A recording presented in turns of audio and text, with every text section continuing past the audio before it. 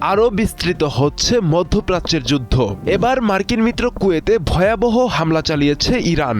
Drone ও ক্ষেপণাস্ত্রের আঘাতে Kuwait সিটির বহুতল ভবনে আগুন, বিমানবন্দর, জ্বালানি অবকাঠামো, এমনকি গুরুত্বপূর্ণ সামরিক ঘাঁটিও লক্ষ্যবস্তু হয়েছে। প্রশ্ন উঠছে, কেন হঠাৎ করেই কুয়েতকে টার্গেট করল তেহরান, আর কতটা ভয়ঙ্কর আজকের হামলাগুলো?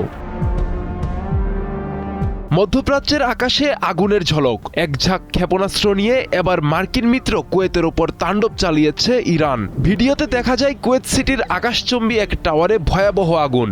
এই টাওয়ারে রয়েছে কুয়েতের পাবলিক ইনস্টিটিউশন ফর সোশ্যাল সিকিউরিটির সদর দপ্তর। কুয়েতের সেনাবাহিনী জানায়, আকাশ প্রতিরক্ষা ব্যবস্থা দিয়ে ড্রোন ভূপাতিত করা হলেও সেগুলোর ধ্বংসাবশেষ পরে কয়েকটি বেসামরিক স্থাপনায় আগুন লাগে। হামলা শুধু শহরেই সীমাবদ্ধ ছিল না, কুয়েত আন্তর্জাতিক বিমানবন্দরের জ্বালানি ট্যাঙ্কেও আঘাত হানে ড্রোন। বিস্ফোরণের পর মুহূর্তেই ছড়িয়ে পড়ে আগুন। এটি ছিল গুরুত্বপূর্ণ জ্বালানি অবকাঠামোর ওপর সরাসরি হামলা। একই সময় কুয়েতের আকাশে দেখা যায় ড্রোনের ঢেউ। এদিকে কুয়েতের আল আদিরি বিমান ঘাঁটিতে ড্রোন ও ক্ষেপণাস্ত্র হামলা চালিয়েছে আইআরজিসি। এই ঘাঁটিতে মার্কিন হেলিকপ্টার মেরামত কেন্দ্র, জ্বালানি ট্যাঙ্ক এবং কমান্ড সেন্টার লক্ষ্য করে আঘাত হানা হয়। কুয়েটের স্বরাষ্ট্র মন্ত্রণালয় জানিয়েছে, দায়িত্ব পালনরত অবস্থায় 2 সীমান্তরক্ষী নিহত হয়েছেন। পরিস্থিতি এতটাই ভয়াবহ হয়ে ওঠে যে কুয়েতের জাতীয় তেল কোম্পানি সতর্কতামূলক ব্যবস্থা হিসেবে তেল উৎপাদন কমানোর ঘোষণা দিয়েছে, যা নতুন করে বৈশ্বিক জ্বালানি বাজারে উদ্বেগ তৈরি করেছে। কেন কুয়েতকে টার্গেট করছে ইরান? বিশ্লেষকরা বলছেন, এর পেছনে রয়েছে কৌশলগত হিসাব।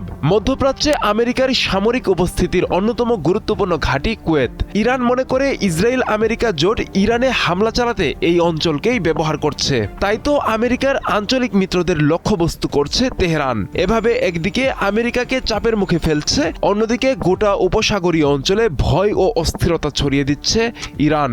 আর সেই কৌশলের অংশ হিসেবেই কুয়েতের সামরিক ঘাঁটি, বিমানবন্দর ও জ্বালানি অবকাঠামোতে হামলা চালানো হয়েছে বলে মনে করছেন বিশ্লেষকরা।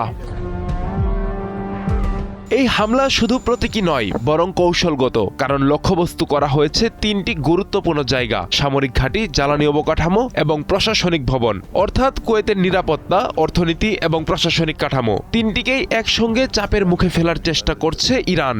ইরানে ইসরায়েল আমেরিকার হামলা শুরু হওয়ার পর 9 দিন পার হলেও যুদ্ধ থামার কোনো লক্ষণ নেই, বরং সংঘাত ছড়িয়ে পড়েছে গোটা মধ্যপ্রাচ্যে। আব্দুল্লাহ আল মারুফ, 71।